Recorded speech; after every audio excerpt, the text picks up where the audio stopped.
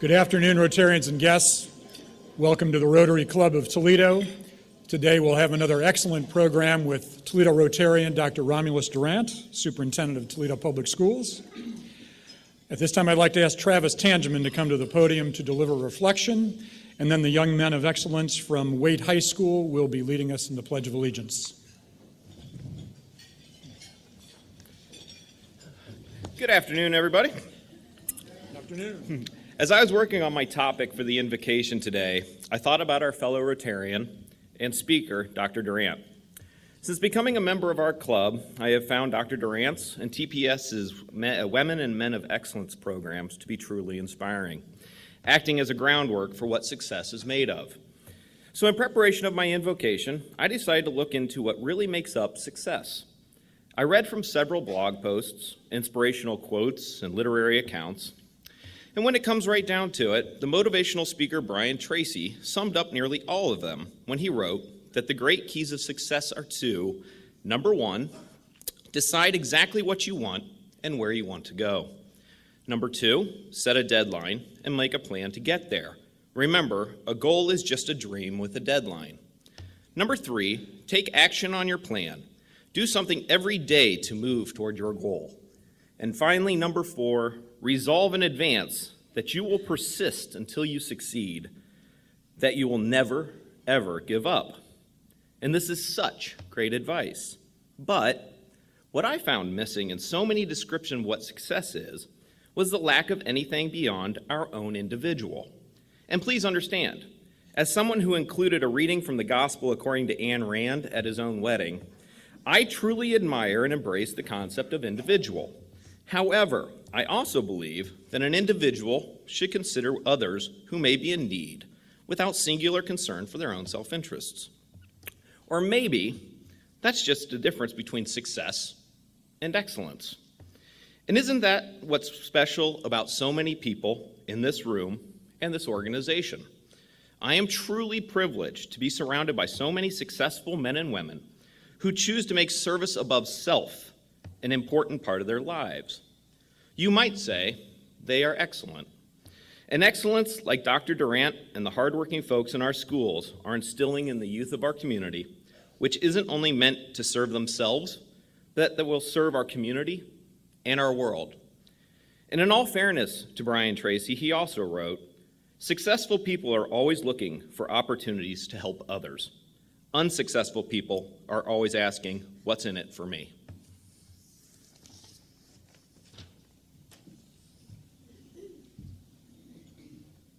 I pledge allegiance to the flag of the United States of America and to the republic for which it stands, one nation, under God, indivisible, with liberty and justice for all. Please be seated. Thank you, Travis. As we begin our meeting today, I'd like to thank and acknowledge USI as this month's sponsor. We do not have any visiting Rotarians today, but if you have a guest, I would ask that you go to the floor mic to introduce them so we can see and hear you and your guest.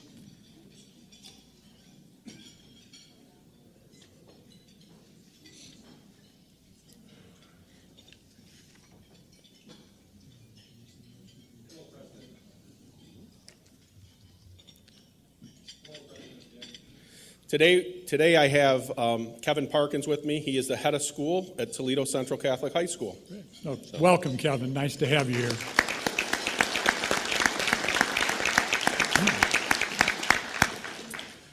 I'd like to ask Rick Marshall to please go to the floor mic to make an announcement from the Disability Services Committee. And I don't see Rick here. So I will make the announcement for the Disability Services Committee. We have a great opportunity this Thursday for a wonderful service project with the children from Glendale Fieldbach School. We've done the Zoo Day with the kids for years. This year we're going to have a day this Thursday starting at 9 a.m. at Imagination Station right downtown. We have a few Rotarians signed up. We're going to have the great guys from the St. Francis Interact Club there to help us, but you can still sign up. It's always fun with the kids, and Imagination Station gives them a million things to enjoy and learn about. So if you can help us out this Thursday, 9 a.m., probably to about 1, there'll be lunch included. Please sign up on our website. And now I know Andy Fox is here, so I'd like to ask Andy to come to the podium to make an announcement from the new member committee. Thanks, President Dick. Good afternoon, fellow Rotarians. I have one quick announcement before revealing the initiative that will carry us through the remainder of this Rotary year and into the next Rotary year beginning July 1st. You have heard repeatedly through the last several weeks about our final push to reach our annual goal of 75 new members. We currently stand at 41 with only 12 weeks remaining. With the help of our committee and several other Rotarians, we have identified 94 strong community leaders that we want to invite to join and become members of our Rotary Club and close out recruitment this year. These individuals were compiled through past guests, presenters, 20 under 40 award recipients, and leaders in the news. The next step is to get them here, expose them to our club, and experience what the gift of Rotary is all about and showcase the impact and relevance of our club to this community and invite them to become valued members. In order to do this, well, let's just say, don't be surprised if you are personally connected with any of these people on our list that you are tabbed to deliver our sales pitch.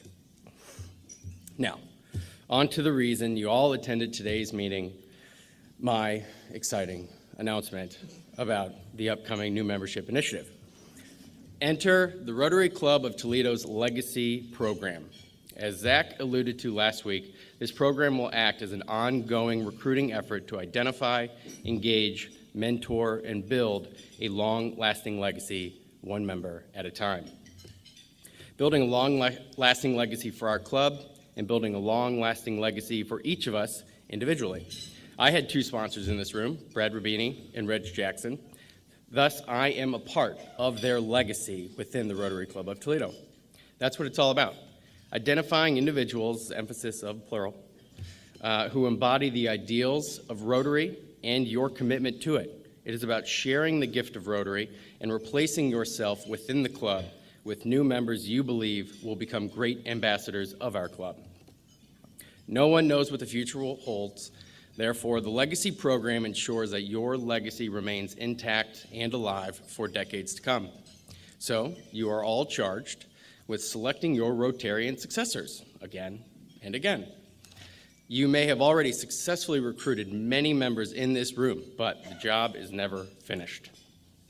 Throughout the next fiscal year, we will hold several different competitions awarding Rotarians on their ability to recruit and sponsor new members, further bolstering your legacy and ours. So stay tuned for ongoing details, and let's build a long-lasting legacy with the Rotary Club of Toledo, one member at a time. Thank you.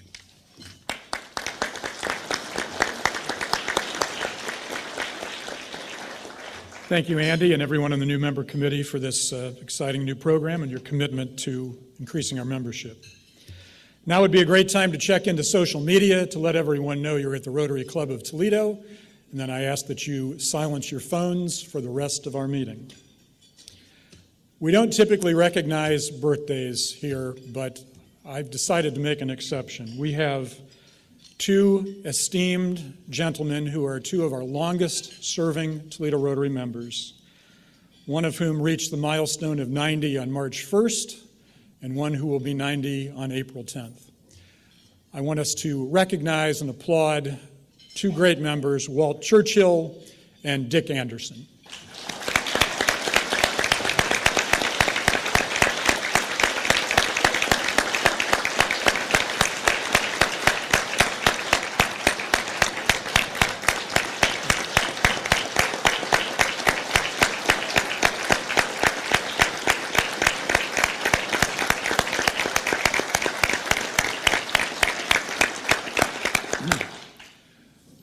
Walter, of course, is our honorary chair for our Black Tie Affair this year.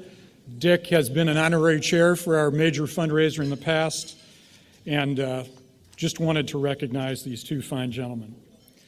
A couple weeks ago in the Spoke, many of you probably saw a letter from Peter Handwork, and in case you didn't, Peter has made the decision to withdraw as first vice president of our club for personal reasons. He has a road ahead where he needs to take some time to take care of himself. It was a tough decision for Peter. It was a sad decision for us, but it's the best thing for him. He will remain a member of our club, wants to remain involved, but I wanted you all to know that. And with that, we've elevated Alex Dew to first vice president, and we will be working with the nominating committee to find a replacement for Alex in his position as of the first of the year, so we have the line of vice presidents set up again. Now to transformational projects. The votes are in, and I want to announce the 3 transformational projects we'll be proceeding with. The first project is universal pre-kindergarten. The second project is lead abatement and lead poisoning identification. And the third project is water advocacy. The promotion of peace and eradication of violence did receive a slim majority of votes, but as we discussed last week, to be a transformational project endorsed by our club, it requires the overwhelming support of this club, and it was determined that that project just did not meet that qualification. You will be hearing more from the Peace Committee. It's a very viable committee that I believe will become a permanent committee of our club, and I know there are going to be some great proposals and great projects out of that committee in the future. To kick off our transformational projects, we are going to hold a press conference this Thursday morning, April 11th at 10:30 a.m. at the Rotary Roundhouse in the Middle Grounds Metro Park. Dr. Durant will be joining us to make some comments, as will Mayor Kapsakevich and other dignitaries. If you can make it, you're welcome, but we're hoping for some great media coverage to roll out these significant transformational projects. I also want to announce that Kathy Tate, Executive Director, and I will be taping a segment for The Leading Edge with Jerry Anderson this week, and you can see that this Saturday night at 10:30 p.m. on Fox 36 or on Sunday morning at 8:30 a.m. on WTOL 11. We'll be talking about all things Rotary, plus the transformational projects.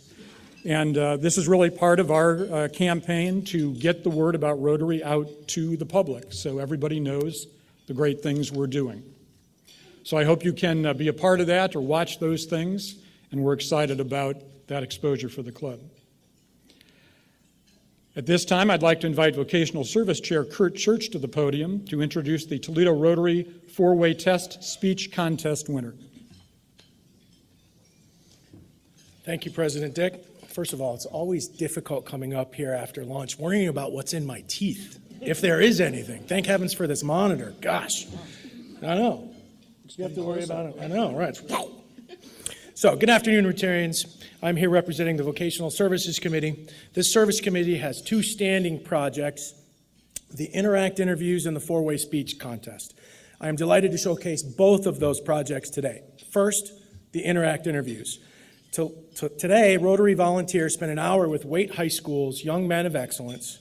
These students had the opportunity to ask questions of the Rotary members about their life, education, and career, with the purpose and intent to provide real-world skills in interviewing and connecting with others, those soft skills that we all need. Would the students from Waite High School and the Young Men of Excellence please stand up?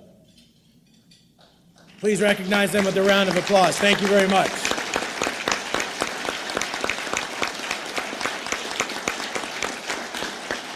Noah, Mike, Kyle, Vincent, and where's the 5th? Did he have to? Oh, there he is. And Nico. There he is. I didn't see him. Everybody's over here. Next, the four-way speech contest.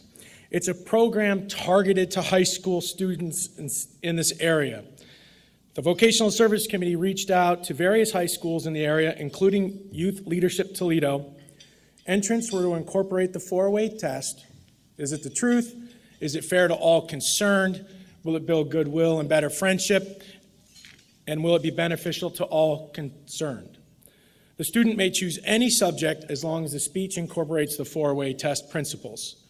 This year's winner is a student from Whitmer High School, a freshman, Miss Olivia Wetzel.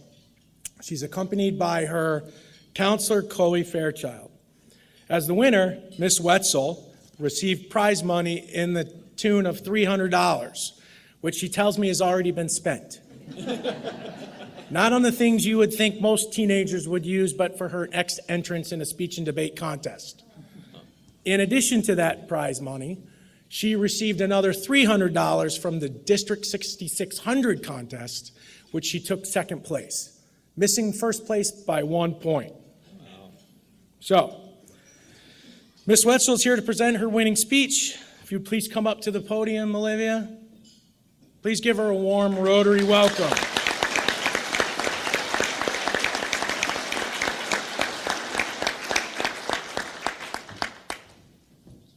Check now or when you're done? Okay. I'd hold it above my head going, woohoo! Over the summer, I started circuit training at the gym. The community stress relief and extra ice cream after a workout was amazing. Though I started noticing that every time the instructor would call out a difficult exercise, several people suddenly needed to take a water break. Which started me thinking, whether it's in our personal lives, at our jobs, or in school, we don't challenge ourselves, even when given the opportunity to do more. So, let's apply the four-way Rotary test to this query. First, is it the truth? And the answer is yes. The International Policy Digest explains, when we have the opportunity to meet a challenge, we tend to hide from it and settle for what's enough. With truth established, next we ask if it is fair to all concerned, to which the answer is no. In Western culture, we focus on personal satisfaction. Psychologist Jim Stigler found that, unlike Eastern cultures, which see facing struggle and challenges as strength, Americans often see struggle as weakness.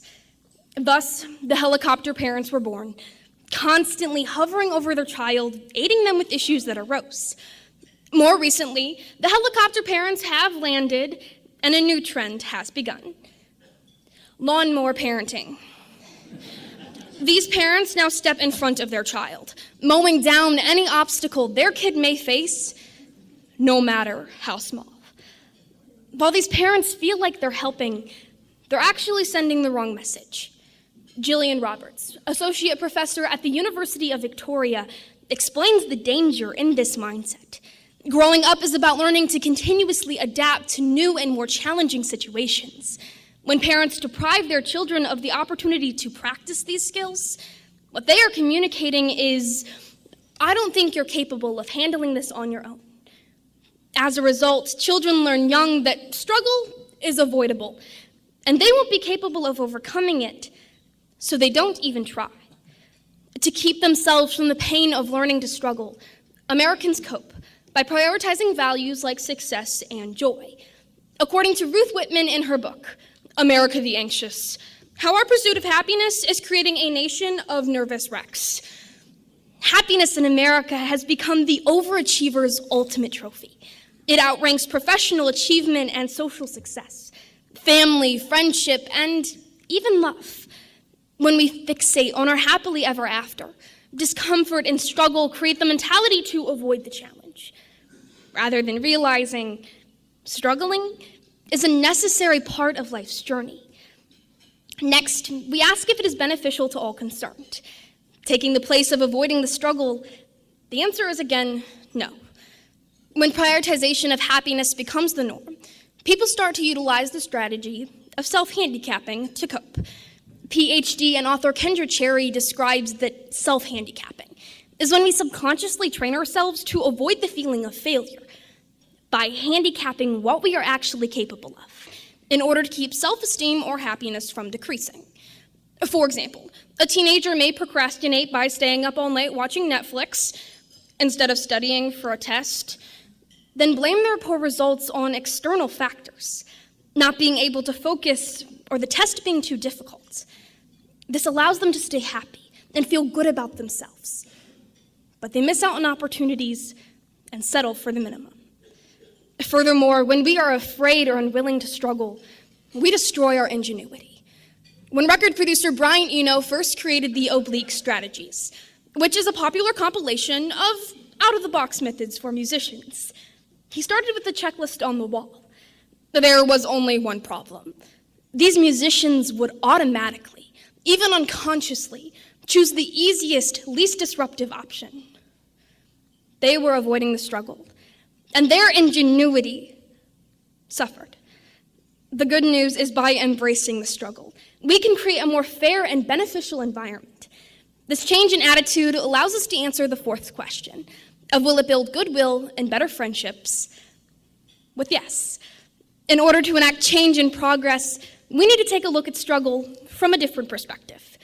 Jeff Hayden, author of the book Motivation Myth, explains, struggling sucks, but can also be an incredible opportunity for growth.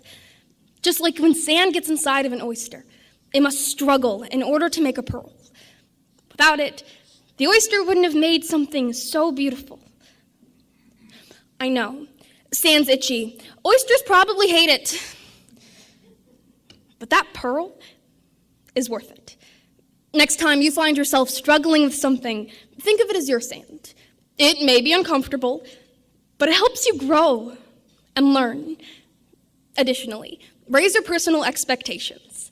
Athletes use a technique called progressive resistance training, a way to train and grow muscle by constantly adding resistance. By slowly adding more weight, their muscles increase to accommodate for the weight or resistance being added. This physical principle applies to our mind and life as well. The only way to improve at facing challenges is to meet the struggles head on. Then when you know what you're capable of, you push yourself a little farther each time. If you don't, you'll never know how far you could have gone. Take the story of the Post-it note. Forbes points out that after the Post-it note adhesive was accidentally invented, it took 12 years for the company to make the actual product. The company knew they were onto something, but it took time and struggle in order to perfect it. We all have the potential to perfect our products, but like the Post-it note, we have to stick to it. Take these low, not so great expectations and turn them around. By applying the 4-way Rotary test, we can see that by embracing the struggle, we create a fair and beneficial environment to all. Thank you. Olivia? Thank you. Wonderful. Thank you very much. Great.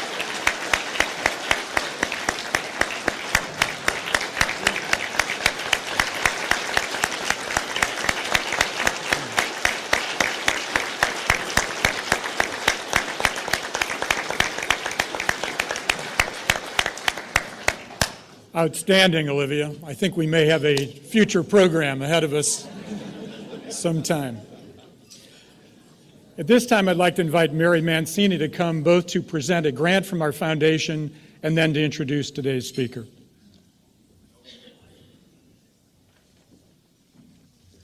On behalf of the Toledo Rotary Foundation, it is my pleasure to present a grant check in the amount of $3,750 to the Ballet Theater of Toledo.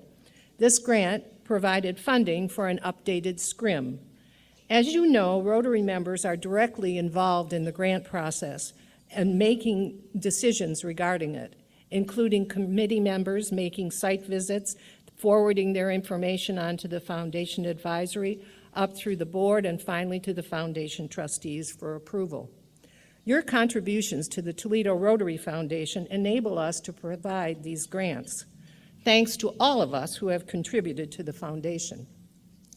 Nigel Burgoyne, Artistic Director of Ballet Theater of Toledo, will accept the grant.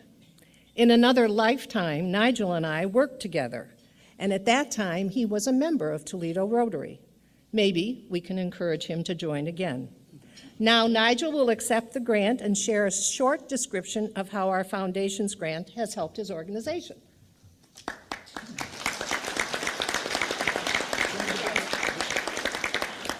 Thank you very much, Mary and President Dick. A scrim, if you've been to the theatre to see the production, a scrim is actually a piece of scenery which is like mesh. It's cloth mesh, and it's painted, and it can look like a tree, it can look like a street or a house or whatever, and then you put light behind it and it vanishes. It's a fantastic piece of magical theatre. This particular scrim, thanks to your great generosity, was painted by a gentleman who is a Turkish artist by the name of Sahin Sahingle. And the project before this scrim, he was working with Coldplay. So we got him from the pop group to work on our scrim.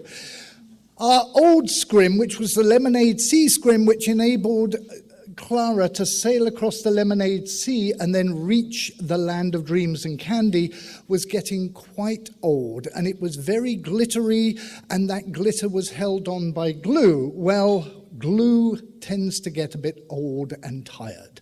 And each time the stage crew tied up the scrim, up went the scrim, and all of the glitter came down on the stage crew. And in the evenings, they used to go home, and their wives and families would say, "You've been working with Nigel at the ballet, haven't you?" Because they were all covered in glitter. But that's the fun part of the story. The reality part of the story, as we're hearing today, is what's it doing for the community? Well, let me tell you, the dancers that have been dancing in this production have now, some of them, gone on to professional dancers. One was dancing with the Rochester City Ballet in New York. Another one has just done the leading role of the Sugar Plum Fairy with the Louisville Ballet. And very proudly, one of our boys joined the National Ballet of Canada, the youngest member to join at the age of 17, and is now a second soloist with the company. But it doesn't stop there. Thanks to your help, these young dancers have all danced in the Nutcracker. It's given them inspiration to be in a production which basically costs about $250,000 in scenery, and they perform with a live orchestra at the Valentine Theatre as well. We now have another young dancer who has just been accepted into the Pittsburgh Ballet School for full-time training, and another young gentleman who will be going to the Nutmeg Ballet School. These dancers have all come up from being mice, soldiers, candy cane kids in the production, and are now going on to represent Toledo in America and all over the world. So on behalf of all of us at the Ballet Theatre of Toledo, we want to thank you for your wonderful, generous, helpful support. Thank you very much indeed.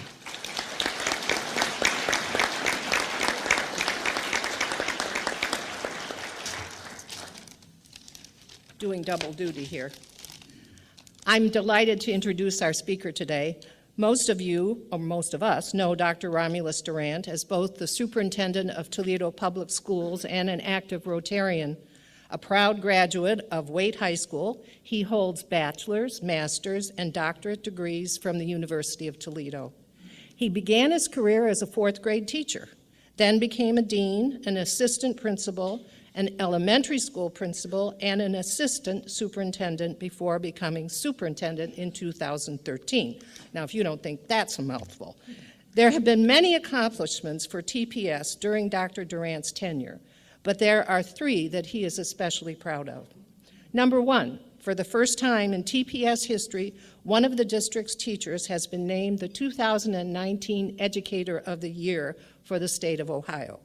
And number two, for the second year, the Lady Rams of Rogers High School are the Division II state basketball champions. And last but certainly not least, he founded the Young Men and Women of Excellence mentoring groups.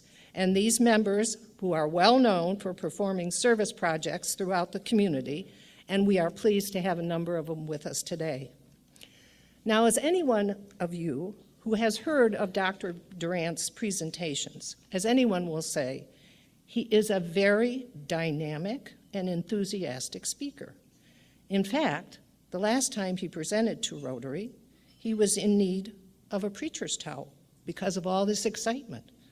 This time, we are prepared for it and want to give him his very own preacher's towel with his own monogram. Warm Rotary welcome for Dr. Durant.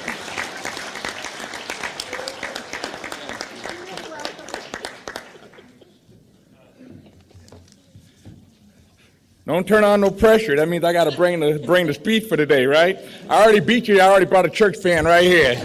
Keep you proud. You want them at your organization, let us know. We'll spread them around. But again, it's an honor and a pleasure, President Wolf, as well as fellow Rotarians, to be here to speak to you today, as well as I want to recognize, in essence, Mr. Churchill, as well as Mr. Anderson, for an accomplishment of their birthday. Mr. Churchill doesn't know this, but at the age of 12, he had once sponsored a classroom I was in, and he sent a gentleman out about checks and balances, and they would give us a fake checkbook that you literally would use as checks and balance as if you were balancing your own household. Only to say that I had wrote checks to everybody. Schools need money, check away. You're late on your rent, here you go, here's a check. And lo and behold, I ended up having to clean my classroom for the next 2 months to pay off the balance that I had wrote all these checks to students. And thank you, Mr. Churchill, for that experience, because it lasted to this day. But more importantly, I'm humbled and want to acknowledge my cabinet members who are here at TPS. They could stand, as well as our board members if they are here. If you could stand here in essence of support and coming here in TPS, but more importantly, supporting us here at Rotary. Could you please take a stance for me, please?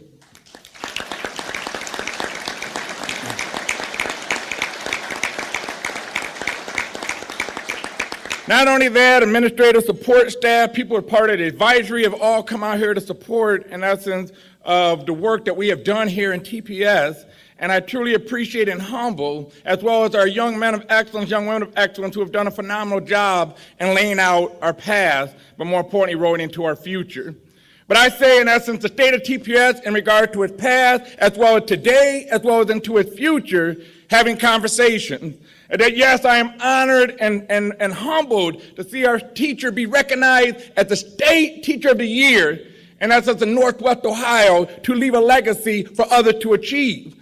To begin to look into becoming a 2-time state championship in basketball. Why those important when I lead into the next segment? Understand that these 2 opportunities may not have happened.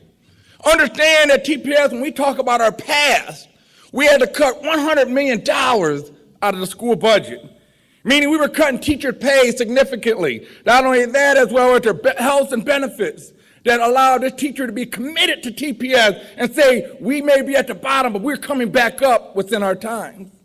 Understand, we had to cut athletics. People, you understand what it takes to build an athletic system after you already done cut it. And not that we cut it, but more importantly, we build it into a level that ultimately is recognized among the state as one of the top, particularly within our basketball, continuing to grow within itself. We had cut transportation, our busing. We had cut nothing. We were looking to cut 2 of our strongest magnet schools, Toledo Early College and Technology Academy, because of lack of support and enrollment, but these schools were on the verge of being cut. And at the same time, enrollment was decreasing by 2,500 students per year over a course of 15 years straight. And at the same time, early childhood education was almost considered a stepchild within the school district, bouncing from one location to another, merely reaching about 500 students, and a district at the time had 25,000 students.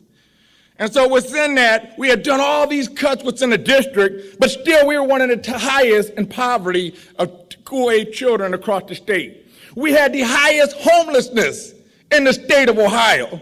At the same time, our foster care had surpassed 400 and continued to grow as more and more epidemics of drugs continued to progress. And at that time, it came to where now there was a change in superintendent saying we need to do something different. And the next morning, that's what I looked in the paper, and there was the cartoon. It said the functional school district, it said help wanted, the functional school district seeking some poor sap to be the next superintendent. But be willing to take on the blame for incompetent school board and be flogged in public constantly. Send your resume, your letter explaining why anyone in his or her right mind would want to take this job in the first place. People today, that poor sap is standing right in front of you. But again,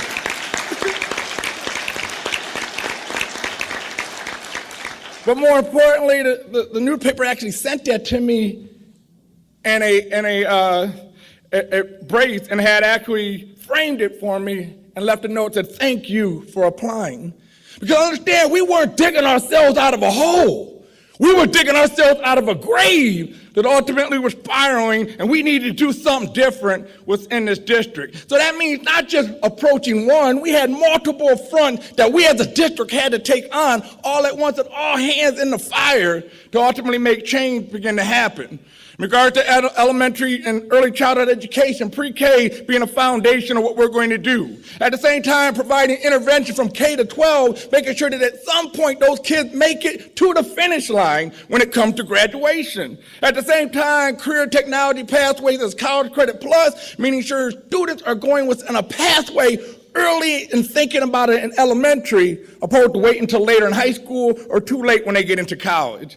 And at the same time, continuing to increase our placement rate, which means they go out right after graduation to working, armed forces, or college. Within it, all that needs to change and happen at once, at the same time needing to rebrand ourselves, develop relationships and continue to establish relationships, at the same time change the operation internally as well as externally and making a difference for our students.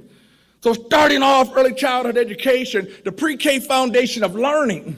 Understand, people, the best intervention is prevention. Getting in on the front end and ultimately making sure that you have ease of intervention as they migrate to school. Taking a look at essence, early childhood is more just cognitive, it's social emotional. Do you understand kids who are exposed to violence, extreme violence within a home, suffer from traumatic brain injury, meaning their ability to relate ends up becoming a barrier throughout the rest of their lives. At the same time, cognitively, what are we doing in essence of moving kids up progressively? Understand, people, from birth to third grade, kids are learning to read. 4th to 12th grade, they read for learning. If your ability to learn to read is slowed, your ability of reading for learning is even more slowed, setting them up for failure. And at the same time, understanding you read your way into college. You write your way out of college. Reading and writing is indicative. If you want to increase college students and college graduates, you got to increase better readers. All happening early childhood education. And understanding us in the framework of a child's mind, knowing that in TPS, 82% come in not ready for school. Understand 82% of the 82, over 60% need intensive intervention. People, we got to understand the progression of development for students. When a child is 4 years of age, they have developed a personality. Some of you have 4-year-old teenagers walking around your house right now talking about they don't eat vegetables, right? They've already developed that personality, already made decisions for themselves at 4 years of age. By the time they're 6 years of age, coming into kindergarten, 95% of the architectural brain development is already in place. People, we're now starting intensive intervention before they start one day into elementary school. Understand, people, the blueprint of understanding for learning starts in the earlier stages. When I speak to the business community, if you're doing an assembly line of production of a vehicle, it's like starting with that vehicle and the engine and the frame and the car is already in place. You now have 82% recall at the end of the line. You have an ability to say, where within that development can I change to set back that recall? Dealing with product in its rawest form allows you to do that. With students, early childhood education is where that exists, meaning getting to the mind, which is the engine in its rawest form. But understand, it's not a vehicle because now you have a child who has a mind for themselves, meaning whatever they experience become part of the factor of how they're thinking. You now have to overcome all that, and that's what wraparound service is. You have violence within the home, I got to address that. You were born addicted to drugs, alcohol, I got to address that before I continue to address your cognitive abilities. Again, early childhood is the greatest return on investment. But at the same time, we're now at the front end. What are we doing with those who have missed out? They've missed out on early childhood education. Developing interventions within the K to 12 sector that at least get them to the finish line to graduate. Meaning we're starting project-based learning, which is STEM plus M schools, science, technology, engineering, math, and medicine. Industry says we need individuals who understand how to work within a team. That's what project-based learning is. All part of the lesson plans moving forward.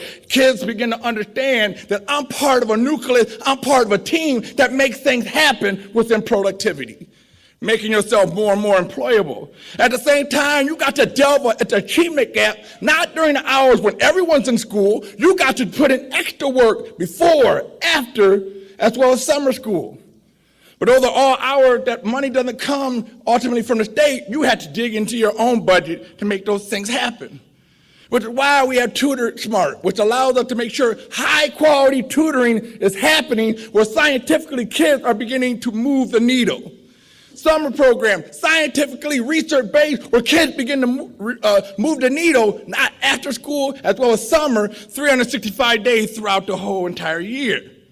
At the same time, credit recovery, not during the school, but ultimately while you're continuing to progress through picking up credits after school to make sure that it allows you to be right back on track for graduation. And as we're doing that, we're making sure kids are within the college career readiness track line, meaning kids have an understanding of where they're at within their own inventory for learning.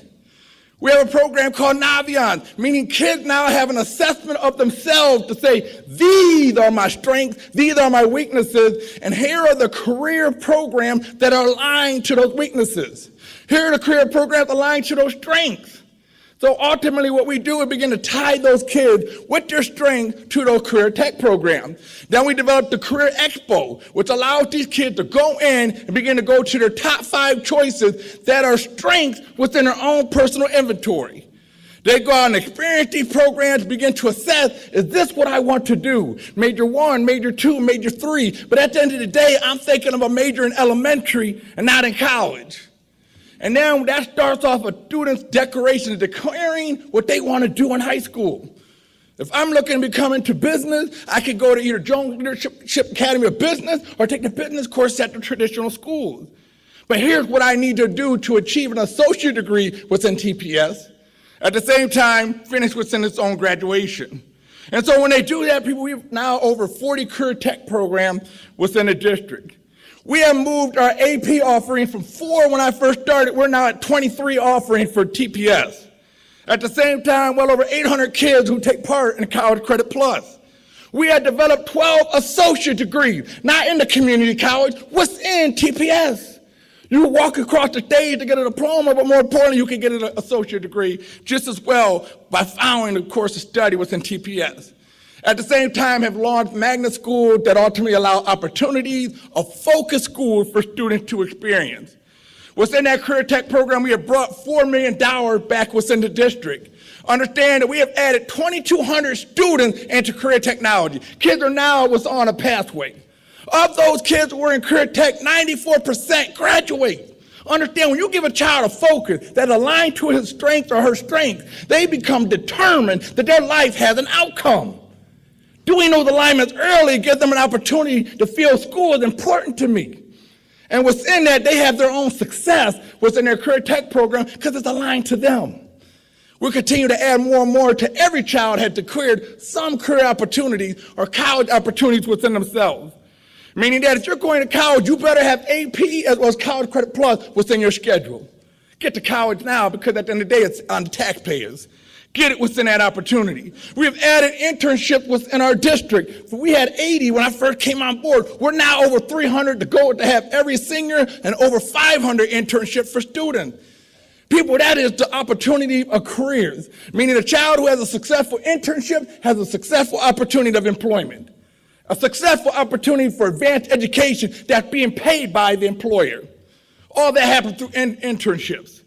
And at the same time, has increased our placement rate. When we first started, we had a 45% placement, meaning kids graduated to want to work, college, armed forces. We have now jumped over 80. People, you understand, from 45 to 80, meaning you have kids who are contributing to society, not just taking and sitting back, but more importantly, working, going to school, or working in the armed forces just by placement within schools. Our responsibility to continue to take that on. And at the same time, adding a support system to our students that ultimately allows them to be successful as seniors, as well as throughout their school endeavors, that makes a difference. I had one student that tickled me the most. I mean, it's the first time I've ever, when I had a serious conversation with a student that made me break and laugh. Because usually I like to keep them there where I'm at, keep them motivated. This young man was late consistently for whatever reason. Understand, young man is only 7 years old. And the other young man had a kindergarten sister that he was getting to school. The school had contacted me. I knew I went over there, lived on the east side. The grandmother who should be in hospice had taken the child, refuses hospice, just so the child doesn't get put in foster care. So I sit down with the young man, because obviously he's running the house, so we have a conversation. He sits there and I said, so what's going on? He said, well, I'm coming to school. I got to take care of my sister, take care of my grandmother. 7 years old, first grade. I said, well, at the end of the day, you are still late, because I asked him. I said, well, how do you get to school? He said, well, when the neighbor next door starts his car, that's when I get up. That's my alarm clock. I said, well, how do you put your sister to bed? When the neighbor comes home, I can hear the car. I put the child, my sister to bed. I said, well, that's a great system. So why are you always late? This little 7-year-old jumped out of his seat because he always late. I kid you not, I broke my seriousness. I said, boy, you better sit down. You better sit down. All right, we're going to get you an alarm clock. But again, kids taking care of themselves, other kids and adults, first grade. But at the same time, TPS is becoming one of the most transformational school of choice within a system. Meaning we have a variety of opportunities of education that are focused schools that are called magnet schools. Understand, magnet schools are schools that have no boundary line. You could come all over the state of Ohio and you could come to this magnet school. We have a kid who travels an hour every day to get to the aviation school. Toledo Early College, Technology Academy, all these schools are magnet schools. But understand, when Toledo Technology Academy and Toledo Early College were on a chopping block, we said you don't kill programs, you understand how to make them better. So we added 7th and 8th to one, add support within the enrollment to expose kids to the rigorous math early. At the same time, having doubled our retention rate, so kids weren't failing out in freshmen because they were exposed to the rigor in 7th and 8th grade. Had doubled their enrollment, had doubled the graduation classes going into those programs. We said, now we have the formula there, let's begin to add more and more magnet schools. People understand, I'll have people say, well, TPS need to do more vocation schools. We have over 40, we have the largest in Northwest Ohio. They said, well, we used to have Matt Cumber Whitney. I said, you're not listening. It's good because that means we deceived you. But more importantly, let's get the message to you. We're doing Matt Cumber in a 2020 type of way. I can't change the minds of parents on vocation. You use the word vocation, they won't change. People just won't break it out of their mind. We culturally enrich ourselves to that knowledge. But guess what? We're just going to change the narrative. See, Matt Cumber used to have aviation. Matt Cumber had agriculture programs. Those programs were going to be cut because there wasn't enough interest. Guess what we did? Called it the Aerospace and Natural Science Academy. We're going to put it at the airport. Has a waiting list not only in this region, we have a waiting list out of the state of Michigan just to get into the school. 40% come from the suburbs, as well as those within Toledo, meaning there's an interest in going there. We have STNA, it was at Matt Cumber. We have MedTech, it was at Matt Cumber. We launched a new school coming 2020 called the Pre-Med High School of Toledo. Already on the waiting list, and we hadn't even broke the bricks and mortar yet. Again, there's an interest in changing the narrative because a person understands the impact of pre-med high school. The narrative has changed. My child is going the medical route. This makes a great school to go to, making a huge difference and ultimately providing opportunity for kids. Aviation, Business Jones Leadership Academy of Business, Engineering, Toledo Technology Academy, the same way with college, Toledo Early College, as well as the pre-med high school for the medical round. Those are all choices for families that if they don't want a traditional education, they can go for a focus within that area. But we haven't forgot about our traditional schools. Because what we're doing at traditional schools, we're adding schools within a school called an academy. So this fall, Wade will have the Construction Academy within Wade High School. A Construction Academy within that school. We'll be launching another one, the Performing Arts, within another school. The other one will be construction already at Rogers, as well as an honor college academy within another traditional school. Meaning you can go the traditional route and get an academy approach by being part of the academy, which is in the wing of that facility. Meaning traditional hasn't been left out. They're at the forefront just as magnet schools are.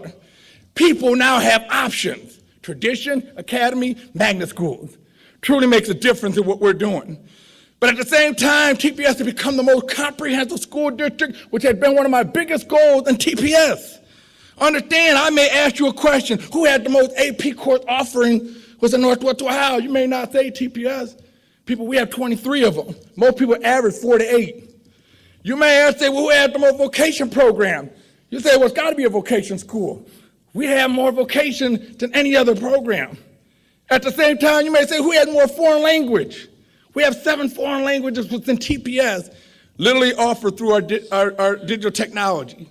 And at the same time, continue to offer associate degrees within that. The kids now, particularly at early college, get no less than an associate degree, can accumulate up to 90 by the time they graduate. At the same time, people, what does it look like at the finish line? We talked about all the things that we're going to do at early child that's catching up. All the things that we're doing in interventions to get kids to the finish line, no matter where they're at today. And what's in that, we can take a look at the data, and this is a graduation that will be presented this fall. I put 5 years prior to me because it's important. Understand, in 2010, 63%, 2011, 62%, 65%, 65%, 64%. What I'm showing is that if nothing's done different, 2015, 16, 17, 18, touch say what's in the 60s. Because nothing has changed. That's why I'm showing the historical present. But obviously something had changed to go from 64% to shoot up to a 79. We will be around 90% within 3 years' time. People, growth continues to happen. It's all within that. If you look at the next slide. Take a look at this African American. Had a group come in and talk about, hey, we could add wonder to your school. So we're graduating African Americans at 61%. So 61%, people, we're at 80. Take a look, and that's the 5-year historical. Prior to me coming in 2010, 59%, 56%, 61, 63, 60% in 2014 where the star is at. 68, 71, 68, up to 80% for African American students. This will be one of the highest graduation rates in the state of Ohio for African Americans.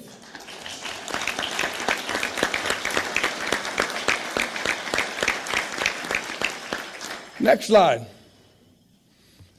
Again, our Hispanics, 60s, 58, 58, 59, 57, 70, 72, dropped to 62, back up to 72.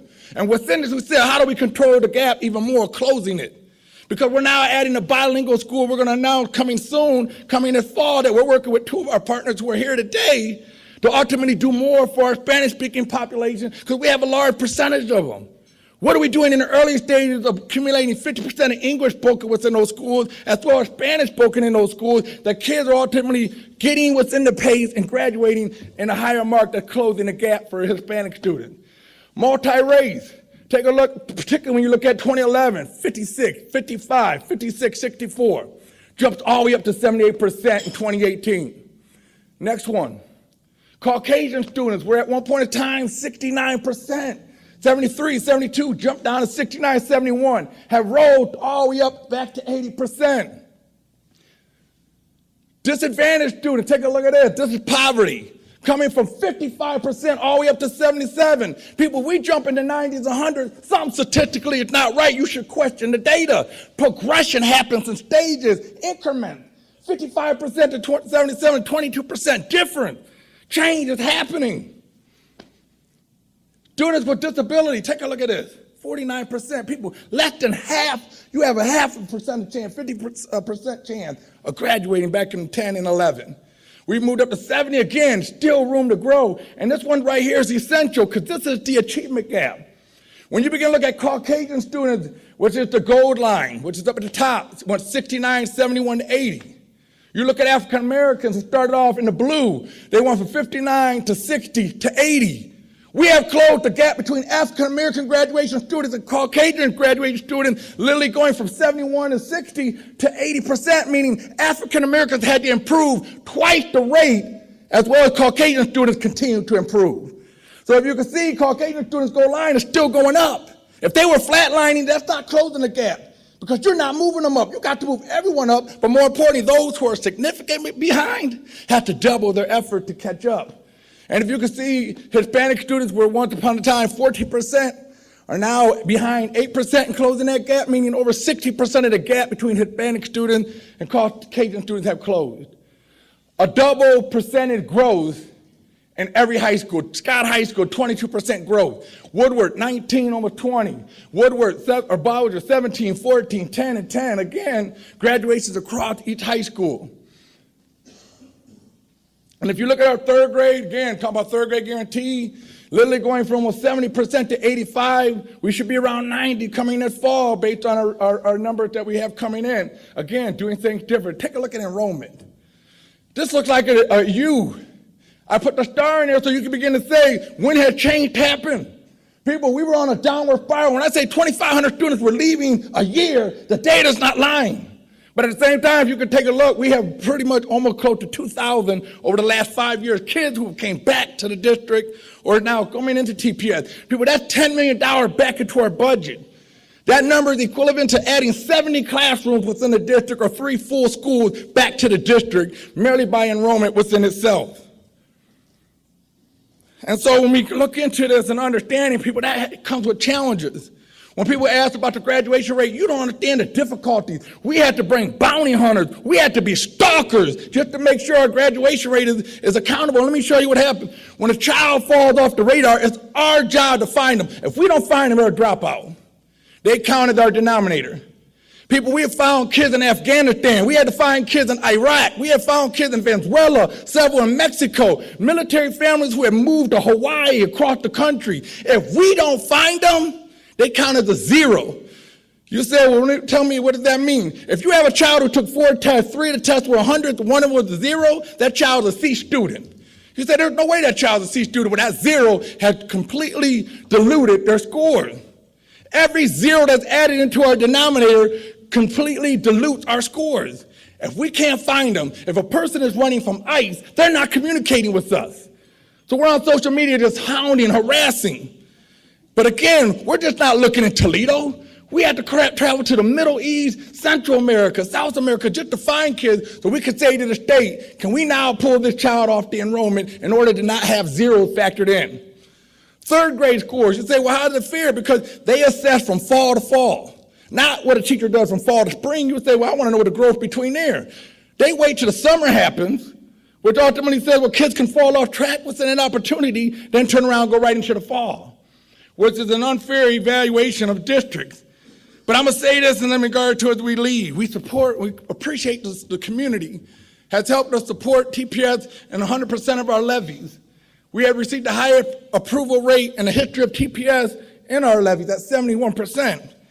At the same time, and your support coming this Wednesday that'll be announced is the greatest support Rotary could provide. Martin Luther King said the greatest equalizer is education. But there's nothing equal when the children are starting off at kindergarten as totally different areas and gaps. People within Rotary, I have been an opportunity to see Rotary had cured and end polio to where it was at 0 for several years and then it jumped to 6. People, if we can eradicate polio throughout the entire world, imagine what we can do with poverty and early childhood in Toledo, Ohio. Because understand, polio is killing a person in a process. Poverty is killing kids in a process. They at some point give up on life, that ultimately at the end of the day have a lower life expectancy than their peers. Again, I challenge you, just as a Representative Capter, I challenge you about the Watershed Project. I challenge you to be able to be champions because at the end of the day, President Johnson said, we had the greatest challenge in America in 1964. He said poverty was our greatest challenge. He had enacted in regard to Title I for poverty and early childhood education in 1964 and said we need to take poverty to a whole new war, and that's our challenge against it. We had ultimately John F. Kennedy try to take it to the next step and was assassinated. Martin Luther King was assassinated within that same time. Very little has happened in early childhood education. Now we're beginning to circle the arena to be able to make change within the landscape. Early childhood that ultimately allows every child an equal opportunity of equalization and opportunities here in the United States, starting here with Toledo, Ohio.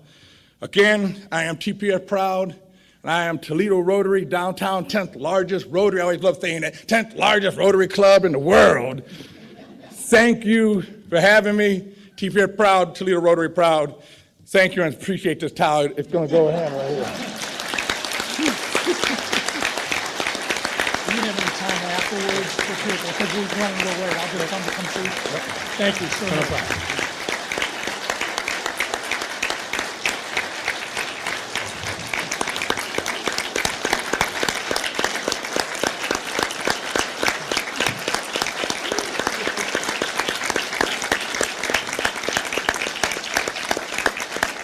Mr. Wolf, can we pass the basket around? You know,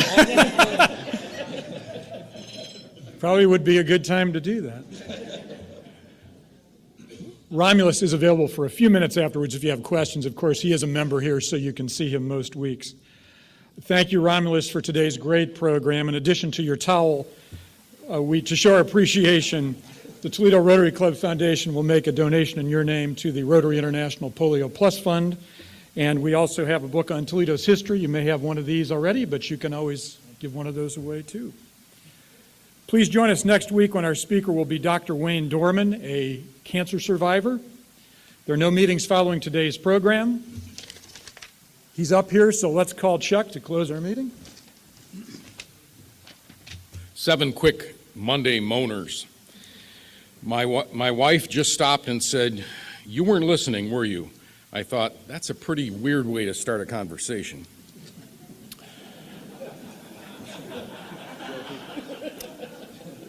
Been there. Well, to be frank, I'd have to change my name.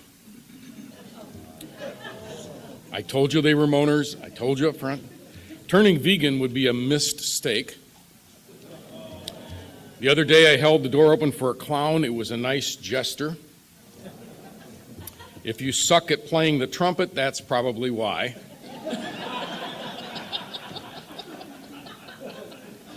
I'm friends with 25 letters of the alphabet. I don't know why. And lastly, after extensive studies, statistically, 6 out of 7 dwarves are not happy. Thank you, Chuck. Remember, let's be servants out there to be the inspiration. We are adjourned. Have a great week.